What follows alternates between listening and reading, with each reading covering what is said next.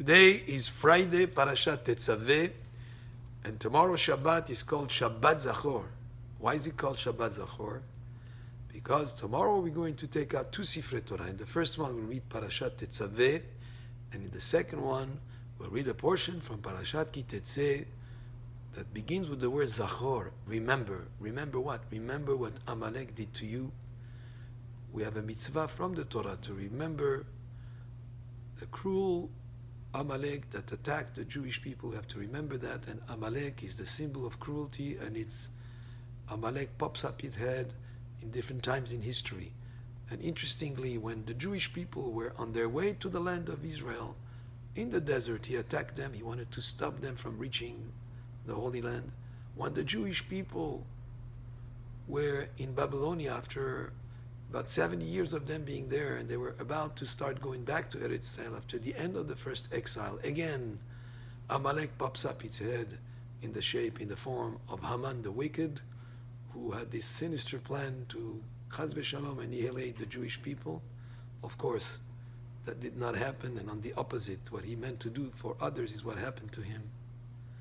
And then again, not in the too distant past, when the Jewish people start coming back to Eretz Israel and establishing themselves there, and Israel becoming more and more of a reality, then about 70 years ago, the Nazis, which are descendants of Amalek, it says in the Gemara that describes in details that there will be a nation, and it's a nation that is even called Germania, which is supposed to be the descendants of Amalek, that's Germany. That's where the Nazis were, that tried again with their plans, Chas v'Shalom, with their concentration camps, etc.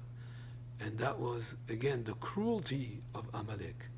The cruelty and the anti-Semitic approach of these people, that is, Amalek, is something that we have to always remember and never forget. So that's why this Shabbat, which is a Shabbat that precedes Purim, which Purim is the holiday that we celebrate this great salvation of the Jewish people from the dangers of what Amalek wanted to do to us. We read on this Shabbat the portion that mentions Amalek. It's a mitzvah from the Torah, and therefore, even if usually you don't go to synagogue on Shabbat, walk to synagogue this Shabbat and come to hear the portion that says Zachor et asher asa lecha Amalek. This mitzvah is applicable, according to many opinions, even to ladies, even though some opinions hold they not have the same obligation, but many opinions of our sages say that the women also should come to synagogue, they should walk to synagogue so that they're able to hear this portion, which we estimate tomorrow will be sometime around 10:30 or so. So if you want to come directly just for that, that's the time to come closer, maybe around 10:20, so you make sure you don't miss it. This mitzvah is important to hear it from being read from the scroll of the Torah, and it's important to have in mind also to fulfill the obligation of doing this mitzvah.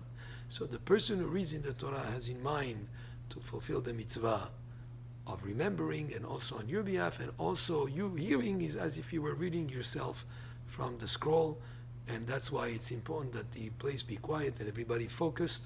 We don't read from your book of Chumash, but rather rely on hearing the parasha being read from the Shaliach Tzibur.